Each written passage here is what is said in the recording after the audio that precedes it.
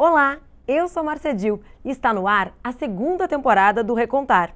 Isso mesmo, o Recontar é o programa do Coletiva.tv que revisita a trajetória profissional e pessoal de cada um dos entrevistados da seção mais querida do Coletiva.net, o Perfil. A cada episódio, o perfilado senta ao meu lado e a gente vai conversar e atualizar um pouquinho como está a vida dele. E ao meu lado, o publicitário Fábio Bernardi, que vai revisitar a sua trajetória profissional nos últimos 20 anos e contar para nós um pouquinho de como está a vida dele atualmente. Seja muito bem-vindo, Fábio. Obrigado, Márcia. Obrigado ao Coletivo. É um prazer estar aqui com vocês. Tá preparado? Tô, claro. Vamos juntos? Bora. Está no ar o Recontar.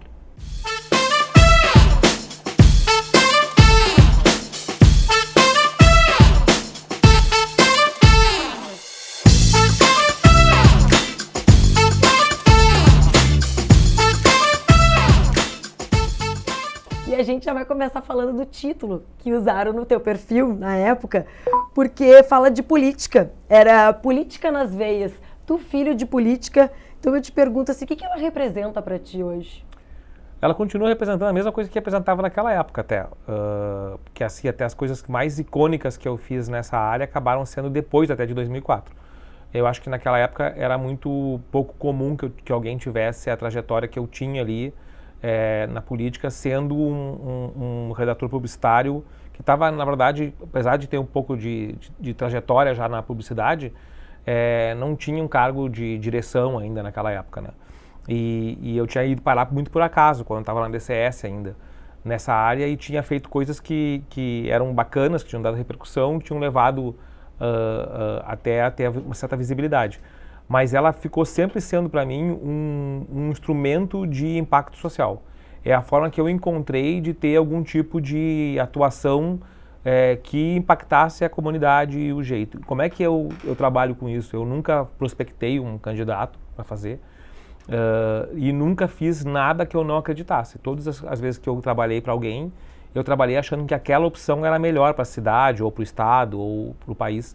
E, portanto, aquilo também era a minha forma de contribuir para que o estado, a cidade ou o país fosse para um lugar que eu achava que ele devia ir.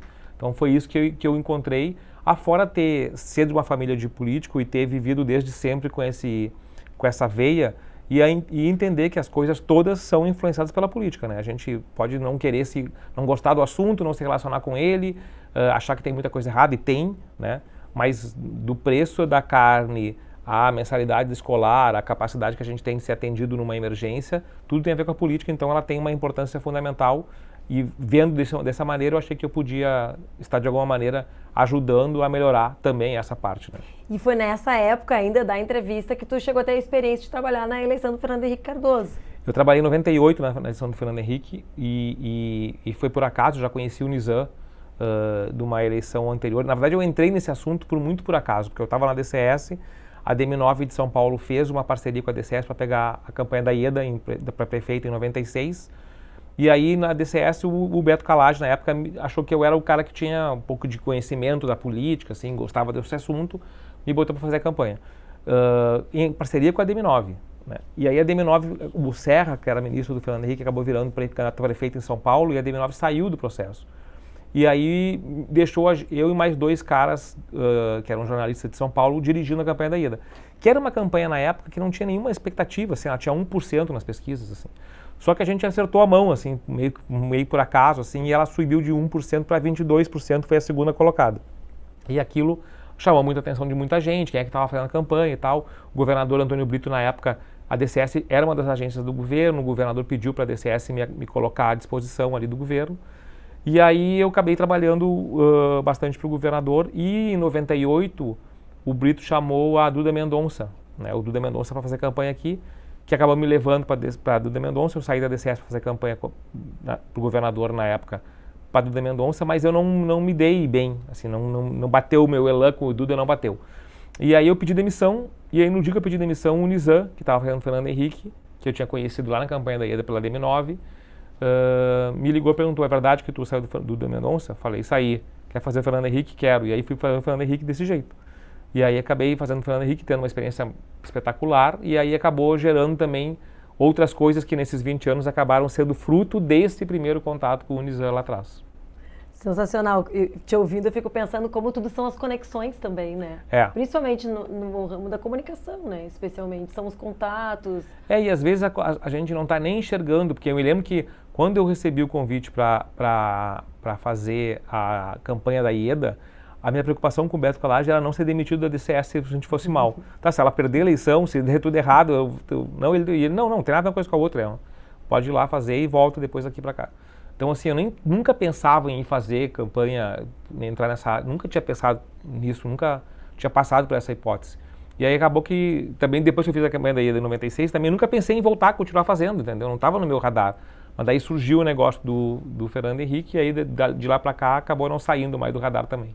O Nizam e o Beto Collage, tu citas na entrevista de 20 anos atrás, e estava aqui no meu roteiro para te fazer essa pergunta, assim, quais são os outros nomes que te inspiram, que foi significativo de parceria, de trabalho, assim, ao longo desse tempo? Eu acho assim, tem dois grupos de pessoas que me inspiram, que foram importantes, são importantes, assim. Um que são as pessoas com quem eu trabalhei, né, nesse período, e assim, que me ensinaram coisas de maneiras diferentes. O César Paim foi um cara que é muito importante na minha vida. O Nizam, já citei antes, o Beto Collage, muito importante. O Roberto Pentaúdi, lá atrás, tinha me dado uma oportunidade, foi muito importante. Depois, ao longo desse tempo de Moria e de rock, a gente conviveu com muita gente bacana no ABC. O Sérgio Gordilho é um cara que até hoje que me inspira. Os meus sócios da Moria na época, o Cláudio e o Gustavo, também me ensinaram muito, aprendi muito com eles, são inspiradores no seu jeito de ser. O Guga Valente, que era do ABC também. Então, no ABC teve muita gente, o Sérgio Valente, né? A convivência com o Márcio Calage, depois que foi presidente da DM9 também. E depois tem um outro grupo de pessoas que são pessoas com quem eu não trabalhei, mas que sempre foram uma referência no mercado publicitário gaúcho, de olhar para esse mercado e ver que tem gente talentosa, né? O Axel é uma dessas pessoas, o Roberto Filomena é outra dessas pessoas. Assim, tem muita gente no mercado, o Miguel De Luca, que apesar de não ser da área de criação, tem uma postura ética e um jeito de tratar com as coisas que me inspira muito. Então, mesmo não tendo trabalhado diretamente com essas pessoas e com outras tantas, que eu podia ficar falando aqui, eles como concorrentes são inspiradores também, porque puxam a gente para cima e nos mostram que é possível fazer isso de uma maneira digna, né, profissional, correta. De um lugar de admiração também, né? Exatamente, assim, a gente não precisa, na época é meu concorrente que eu não posso admirar e achar que tem entregas relevantes para o mercado. Com 32 anos, naquela época, tu já era chamado de um dos publicitários mais criativos do mercado. Hoje, dono de uma das maiores agências aqui do Rio Grande do Sul e entre as 50 do Brasil, né? Como é que tá a criatividade? Como é que é o processo dentro da agência? Assim, tu participa ainda ativamente? Participo, eu boto a mão na massa até hoje. E acho que esse é um dos grandes diferenciais que a Rock tem, assim. A gente, quando criou a Rock, eu e a Lara, a gente era uma agência que tinha 10 pessoas quando a gente começou a trabalhar. E a gente botava muita mão na massa, né? Ela no planejamento e eu na criação. E a gente continuou com esse DNA de ter sócios que são mão na massa, que são hands-on. Então a gente está no dia a dia das equipes, a gente vai em reunião com o cliente, tanto de trabalho, quanto de pauta, quanto de estratégia. A gente conhece a estratégia dos clientes de cabo a rabo, de todos eles, a gente está envolvido. E ainda a gente, tanto ela bota a mão na massa em fazer até assim, o PPT da apresentação do planejamento, quanto eu boto a mão na massa de fazer comercial, título, filme. Porque acho que isso também ajuda a gente a não perder o pulso, ajuda os clientes a verem que eles falam com sócios que não são sócios só administrativos, não tem nada errado de ser, mas que também estão envolvidos com a dor de dono ali do problema deles de fato, né? E ajuda também a gente a ter um pouco mais de relevância e propriedade para falar com a equipe, né? Não é porque eu estou dizendo isso só porque eu sou chefe, eu sei porque eu sei fazer, e ela também, né? E a gente, ao mesmo tempo, aprende muito a renovar esse olhar criativo com a própria equipe, porque vai tendo gente cada vez mais nova, né, diferente. A gente acredita que quanto mais gente boa a gente contrata, melhora para o trabalho. Então a gente tem gente na equipe da Rock hoje que é melhor criativo que eu tenho consciência disso, né? E isso me ajuda também a melhorar como criativo. Então é uma roda que a gente vai tentando alimentar o tempo inteiro. Ao longo do programa aqui, a gente separa alguns trechos de falas tuas, né, na época da entrevista, e eu separei aqui casualmente, vamos abrir aspas aqui. Fui muito feliz nessa época, era a época da criação, que estava na criação da DCS. Além de aprender muito com o Beto Collage e o Antônio D'Alessandro, foi lá que comecei a fazer campanhas políticas. Então... foi por causa disso, porque por esse acaso da vida, né? Nunca procurei E o Beto me jogou nessa vida, e entre tantas coisas que ele tem responsabilidade do ponto de vista de me formar como criativo, e de me botar no prumo em algumas coisas, uma delas é que ele me jogou para essa vida de campanha política. Se não fosse ele, não tinha entrado nisso e estou aqui até hoje, né?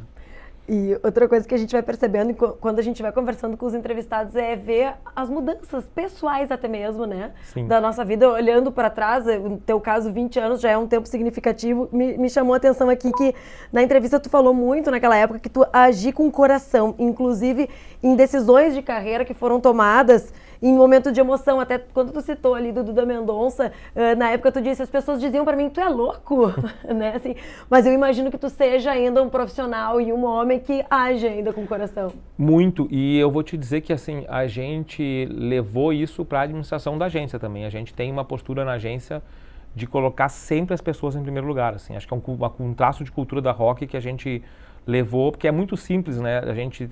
Simples não, mas assim, é mais fácil quando tu é profissional e tem posturas profissionais que são tuas, né? As consequências são tuas. Quando você vira sócio de um negócio e tem, como no nosso caso, quase 200 pessoas, e são 200 famílias que dependem de ti, é mais difícil a gente conseguir tomar decisões que a gente tomaria no plano individual, porque tem repercussões de outra maneira. Mesmo assim, a gente leva essa visão de tentar não racionalizar as decisões do ponto de vista do negócio, sem colocar as pessoas em primeiro lugar, que é como eu sempre fiz em relação à minha decisão, né? A gente, quando as pessoas diziam que eu estava louco de sair da Duda Mendonça, é porque eu ganhava muito mais do que a média do mercado naquele cargo, naquele lugar, né? E eu saí sem ter nenhum lugar para ir, entendeu? Assim, mas meu coração não estava mais lá e eu não queria patrocinar aquilo. E eu acho que é porque eu tomei aquela decisão que apareceu o Fernando Henrique, porque eu estava tomando uma decisão com o coração. E se não fosse o Fernando Henrique, eu certamente não estaria nessa cadeira aqui hoje. Porque foi graças àquele Fernando Henrique que acabou gerando uma relação com o Nizam, que gerou o convite para virar sócio depois da Moria, e a gente conseguir ter a Rock hoje como ela existe. Talvez eu te pegue num contrapé, mas tu consegue identificar ao longo desses últimos 20 anos um outro momento assim tão significativo que tu consiga ver que foi com base na decisão tomada por uma emoção, pelo coração, que foi acertada? Eu acho que tem várias, assim. Quando eu estava na Paim, eu saí da Paim para fazer campanha também, né, 2 vezes, que são as 2 campanhas do Fogaça para prefeito em Porto Alegre. E quando em 2010 o Fogaça foi candidato a governador, eu teoricamente não devia ter saído também ali, né? Mas eu tinha uma relação pessoal com ele, me sentia assim muito próximo e acabei tomando uma decisão de sair que acabou acarretando a minha decisão de inclusive não voltar para a Paim. Então essa decisão também foi uma decisão de coração, assim, ela não foi racional, porque eu estava numa posição na Paim. Na época da entrevista em 2004 eu era redator, depois eu virei diretor de criação, virei vice-presidente, que era uma posição muito boa, assim, muito até, de certa forma, cômoda, assim. Mas acabou que eu me sentia na obrigação, assim, pessoal, né, de responder aquele movimento dele de ir para o governo. E depois, quando a gente foi gestor da Rock, tem decisões, assim, que a gente pagou um preço, né? A gente abriu mão de clientes, por exemplo, que eram clientes muito rentáveis porque eles não tinham um fit com o nosso perfil, né? E o ABC na época, que era o nosso sócio, dizia porque não podia fazer isso, cobrava, a gente tinha que pagar um finder fee e tal, do ponto de vista do negócio era muito ruim, mas do ponto de vista de coesão de time, de valores que a gente queria impregnar no negócio, de cultura, o que a gente aceita, o que a gente não aceita, tipo de relação a gente quer ter com os clientes, foi muito bom também, porque nos levou a ter um negócio que é claro e que tem um espírito muito diferente e que tem uma cultura muito própria. Na época também, a gente estava comentando, foi lá na Paim, né? É nessa época que tu conhece a Lara, né? Tua esposa Sim. E sócia, né? E naquela época tu não tinha planos de ter filho, mas isso mudou. E o Santiago chegou e é a tua prioridade hoje. Mudou completamente, assim. Um pouco mudou pela Lara, né? Porque ela sempre deixou claro que ela queria ter. E ela ia ter o filho, podia não ser comigo, mas ela ia ter o filho. Então, assim, um pouco foi por isso. Mas um pouco também foi a maturidade, né? A gente vai se dando conta que tem coisas que a gente quer deixar de legado, que a gente quer construir. E aí entrou a certeza de que eu queria ter um filho. Mas é muito engraçado porque Tava falando isso ainda esse fim de semana com os amigos, que assim, a mãe, ela vira mãe quando ela está grávida, né? O pai vira pai quando a criança nasce. São 9 meses muito diferentes, né? Eu me lembro quando eu estava na sala de espera, me chamarem para o parto, assim, e eu ficava pensando, nossa, eu vou ser pai daqui a alguns minutos, eu fico mais nervoso no jogo do Inter. Né? E quando tu entra ali, cai uma ficha gigantesca na cabeça, entendeu? E hoje, assim, não tem lugar que eu vá, que eu fale, que Santiago não é a primeira coisa que eu digo, assim. Quando me apresentam, hoje foi uma das raras vezes que eu não me lembrei de falar isso, porque quando me apresentam assim, o fulano de tal, o cargo de CEO, não sei o que, eu digo, faltou o cargo mais importante aí, que é pai, entendeu? Esse é o cargo mais importante. Quando falo dos prêmios, eu sempre digo, o prêmio mais importante é o Santiago. Esse é o prêmio que eu ganhei na vida, entendeu? O resto é firula. Então, e foram muitos prêmios, né? Foram, mas nenhum deles tão importante quanto o Santiago. Que amor. E tão bonito. E tu falou do Inter e tá aqui, ó. Jogar futebol estava entre as preferências. Ainda joga? Não jogo mais. Um pouco, assim, é uma sensação de pena que eu tenho, assim, de perda. Um pouco porque para jogar futebol precisa de muita gente e comecei a furar os compromissos, né? Aquele cara que marca com 11, com 7, né? Para jogar tem que ir. E aí chegou um ponto na minha vida que quando a gente começou a empreender, porque eu empreendi a Amoria quando eu virei sócio do negócio, foi no mesmo ano que eu virei presidente da ARP. Então, assim, a minha vida era uma loucura, entendeu? Eu não tinha tempo para nada. E aí eu comecei a abrir mão. E aí depois o joelho, né? O tornozelo e tal, aí acabei não jogando mais com recorrência. Mas não substituiu por nenhum outro esporte? Não, assim, especificamente de constância não. Eu corro de vez em quando, treino de vez em quando, mas também quando dá. E o Inter, como é que tá a relação aí? Hoje ela não tá muito boa.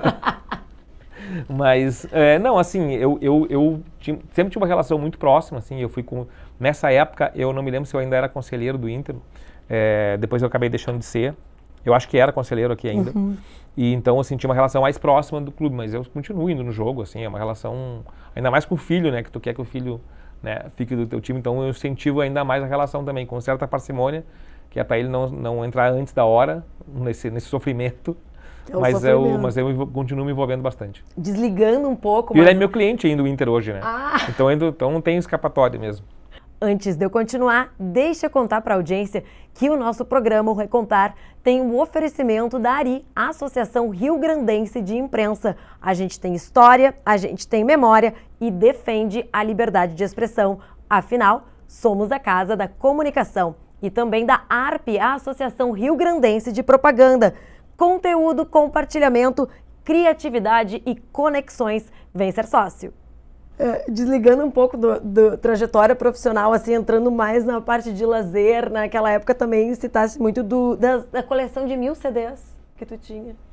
Eu ainda não não doei todos os meus CDs, né? Me esperei o Beto Calage que doava os CDs dele, levava na agência, a gente escolhia os CDs lá, tinha uma ordem de cada um para pegar os que gostava e tal.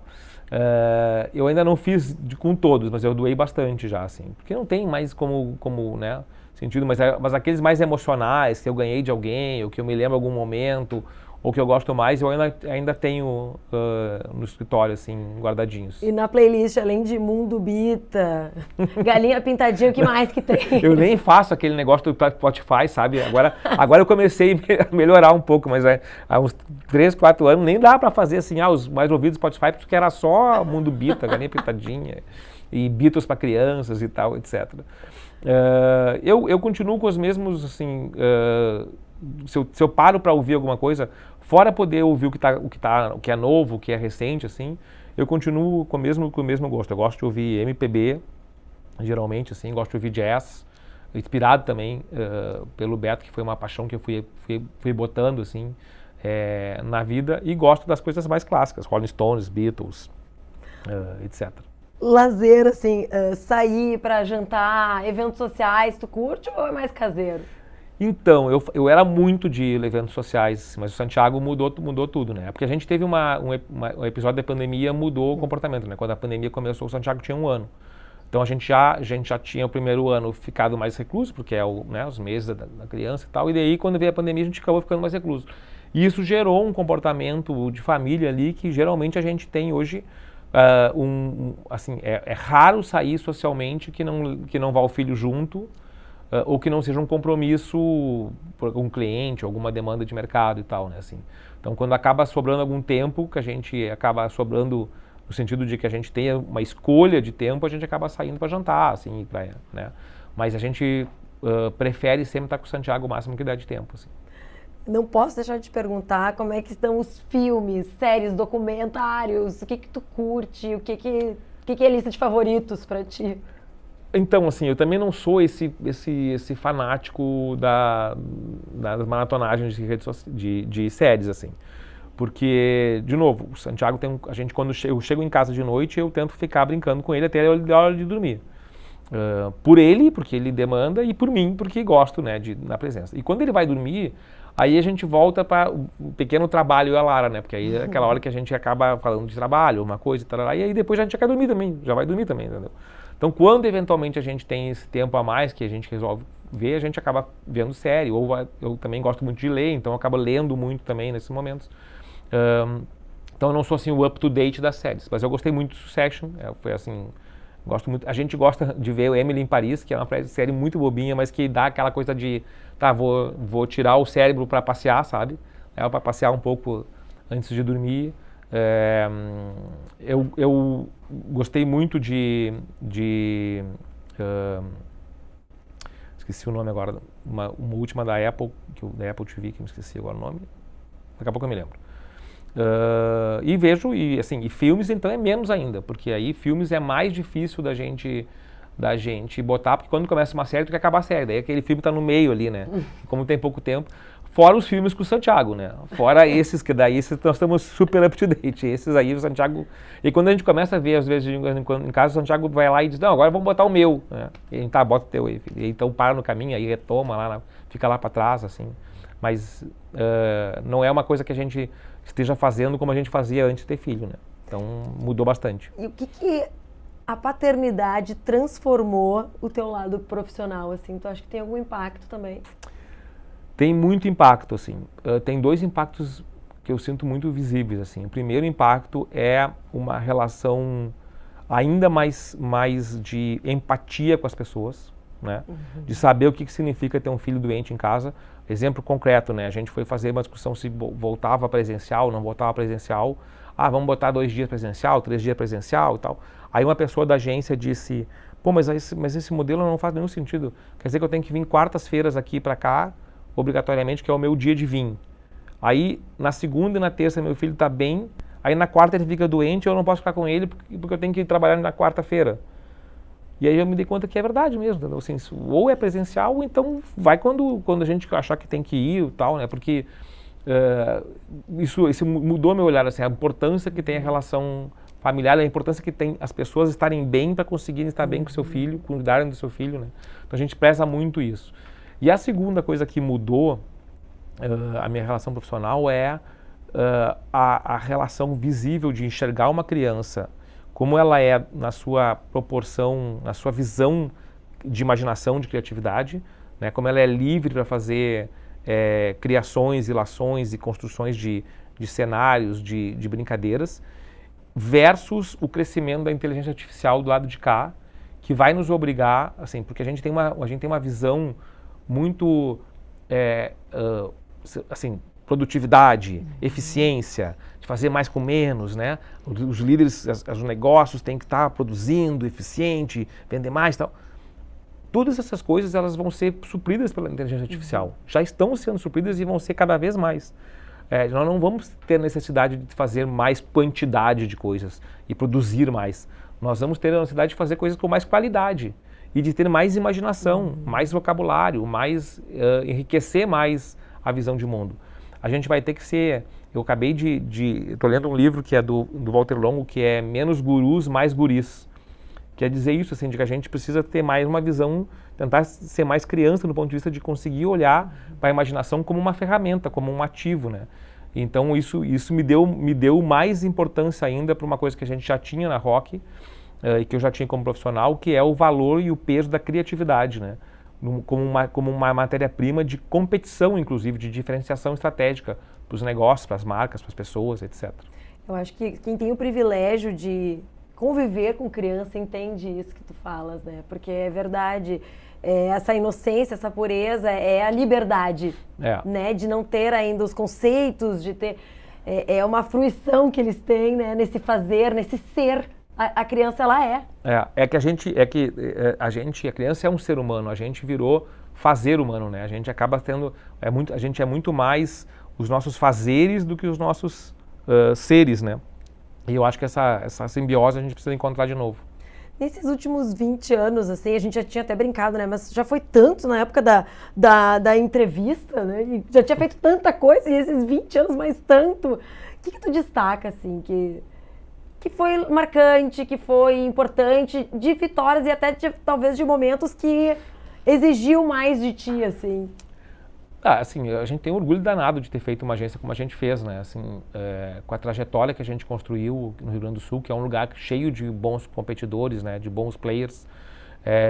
Não é pelo tamanho que a Rock tem, embora o tamanho também seja importante do ponto de vista de garantir sustentabilidade para o negócio. Mas eu acho que é do impacto que ele criou, que esse negócio teve em muita gente, assim. A gente entrou na pandemia com 70 pessoas, saiu com 150, né? Porque a gente na pandemia conseguiu ter uma coesão de time, a gente não demitiu nenhuma pessoa na pandemia. E a gente disse, quando a gente entrou em home office na pandemia, não tinha nem falecido nenhuma pessoa no Brasil ainda quando a gente entrou em home office. E a gente não tinha a menor ideia do que ia acontecer, né? A gente só via que as pessoas estavam fechando negócios, demitindo gente e tal. A gente entrou e fez uma reunião com todo o time virtual e disse: nenhuma pessoa será demitida na Rock em 2020. Até 31 de dezembro vocês não serão demitidos. Nós vamos demitir o lucro, nós vamos fazer o que tiver que fazer, mas vocês não serão demitidos. Quando eu acabei de falar essa frase, a gente chorava, né, na coisa, porque o marido tinha acabado de ser demitido de manhã de uma outra agência. E a gente disse: agora vocês vão ficar tranquilos, ninguém sabe o que vai acontecer, nem os pais de vocês, nem os clientes nossos. Vocês pegam essa tranquilidade que vocês estão ganhando agora, que muita gente não tem, para focar no que vocês precisam focar, cuidar dos seus e oferecer a disponibilidade de trabalho para os clientes, para a gente ajudar os clientes a enfrentarem uma coisa que eles não sabem o que vai acontecer. Ninguém sabe, está fechando loja, e a gente acabou com isso ganhando uma relevância naquele momento na vida dos clientes, de ajudar a treinar vendedor para vender pelo WhatsApp, de fazer regionalização onde tinha mais, de acompanhar os estados onde estava fechando coisas e fazer coisas diferentes para onde estava aberto e tal, que nos fez continuar crescendo. Nenhum cliente pediu para renegociar a FII. A gente fez o primeiro trimestre da pandemia, né, que era março, abril, maio, junho, da pandemia, ele foi 90% maior do que o trimestre anterior, do ano anterior. Então, assim, a gente conseguiu fazer um movimento ali que mostrava a importância da gente estar próximo, da gente ter um olhar humano para isso. E esse é o maior orgulho que eu tenho, assim, de construir um negócio que as pessoas gostam de pertencer, se sentem pertencendo. É claro que tem cheio de problema, é claro que a gente erra, é claro que a gente faz bobagem que não devia, uma hora ou outra deixa de lado uma coisa que era importante, mas essa sensação de que as pessoas fazem parte de uma coisa maior e que não é só um lugar para trabalhar, ser remunerado, mas para construir um legado que impacte de forma positiva o ambiente de trabalho, o mercado, os clientes e as pessoas e a própria família que elas têm. Eu acho que esse é o maior orgulho que a gente tem nesse tempo todo aí. Que legal, tem que ter muito orgulho mesmo, né? Naquela época também, me chama a atenção que tu falou que tu tinha uma mania, assim, de abraçar o mundo. Tu acha que passados 20 anos tu ainda tem essa... Não, mudei completamente, agora eu tô abraçando o universo. Agora eu tô abraçando esse mundo e mais uns 2 ou 3 que estão por aí. A estratosfera. Não, agora não mudei nada, assim, tá pior ainda, tá pior. Se eu tenho uma coisa que eu tenho dificuldade é de dizer não, assim, é uma coisa que eu tenho me policiado bastante, porque depois do filho, dizer não se tornou importante, assim. E depois do envelhecimento também, né? As pessoas falam, assim, tem coisas que as pessoas ficam falando que tu acha que é clichê, né?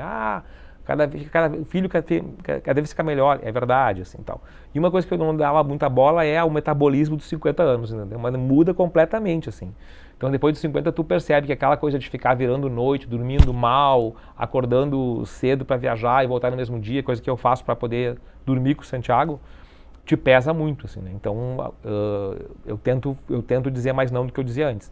Mas eu continuo com a mesma, assim, se tem uma coisa que parece um desafio, uma coisa que é relevante, que eu acho que faz sentido, que vai mudar a vida de alguma coisa, que vai impactar, eu tenho muita dificuldade de não pegar e de não abraçar, assim. Então, é uma das críticas que a minha sócia A minha sócia lá fica fazendo para mim, assim, ela tem razão.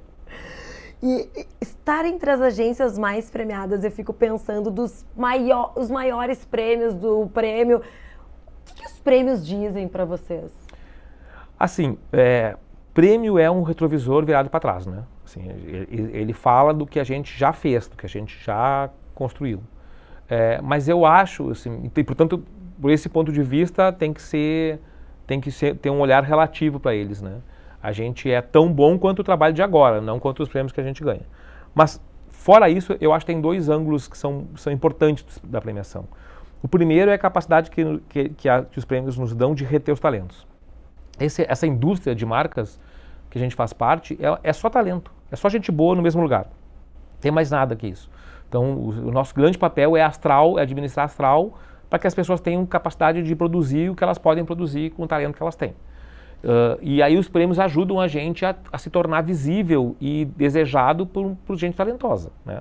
E ajuda a gente a reter as pessoas também no nosso negócio.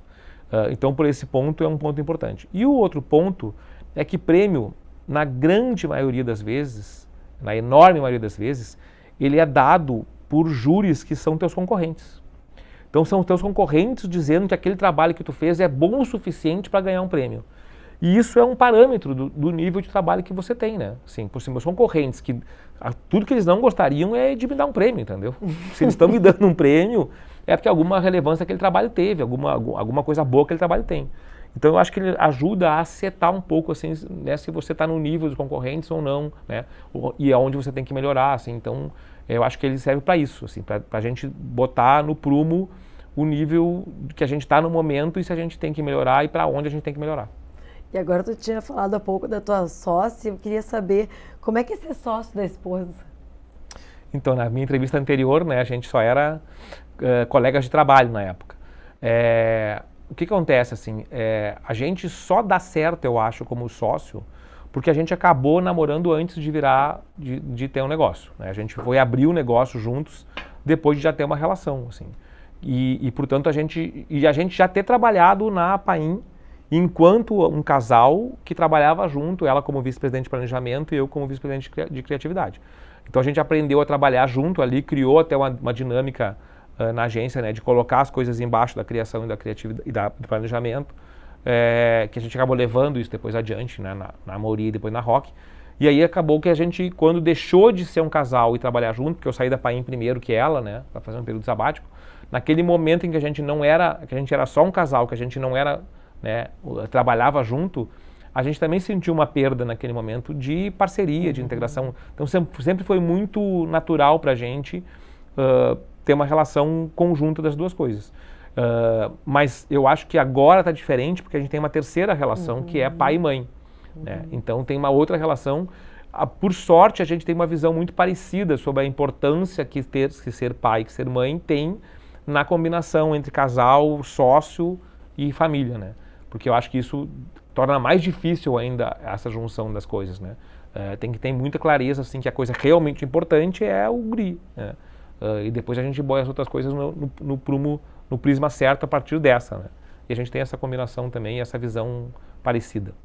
Agora a gente já está chegando no final aqui da entrevista e eu queria te perguntar, também foi o final do teu perfil, o segredo do sucesso é simplesmente viver bem, tu disse naquela época. E eu queria saber de ti hoje, assim, qual que é o teu sucesso hoje? Eu acho que eu tenho pistas já do que tu vai dizer.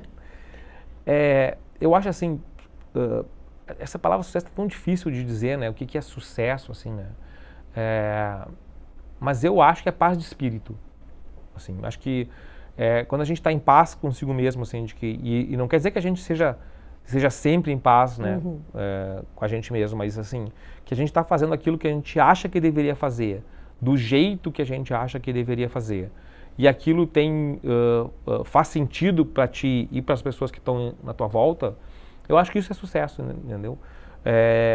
Eu não meço, assim, tem uma filosofia de gestão que eu digo para as pessoas que a gente tenta praticar isso lá na Rock, eu mais do que os demais, assim, as pessoas, os meus amigos especialmente que têm outros negócios fora da propaganda, assim, tal, é possível e tal. Mas que eu gosto muito, e eu ouvi isso de um dono de uma agência, que foi de Celso Loduca, E ele é um cara super, né, bem resolvido, fez sucesso na vida inteira, ganhou dinheiro, abriu muitos negócios e tal. E ele dizia, quando você coloca o dinheiro na equação de decisão, você já decidiu. Que o dinheiro tem tanta força como um motor, né, que quando a gente põe na equação de decisão, a gente decide por causa do dinheiro. Então eu tento tirar o dinheiro da equação de decisão. O que a gente precisa fazer, independente, depois eu vou ver como é que a gente viabiliza aquilo. E eu também tiro o dinheiro da equação de sucesso, assim, porque eu acho que sucesso não é sobre isso. Sucesso é sobre ser feliz, e ser feliz é muito mais sobre ver sentido nas coisas que se faz e estar em paz com aquilo que se está fazendo, do que ter posses, conquistas e títulos e rótulos e etc. Então acho que sucesso para mim é conseguir ter paz de espírito e estar bem com meu filho e ele está bem. Aí estamos tudo certo. Fábio, quero te agradecer mais uma vez. Muito obrigada pela tua presença hoje aqui com a gente. Obrigado, eu que agradeço o convite. Vamos ver se daqui a 20 anos estamos aqui de novo. Isso aí, atualizando sempre. A gente vai ficando por aqui, agradecendo aí a sua audiência e lembrando de curtir, de compartilhar e de se inscrever no canal. Até a próxima!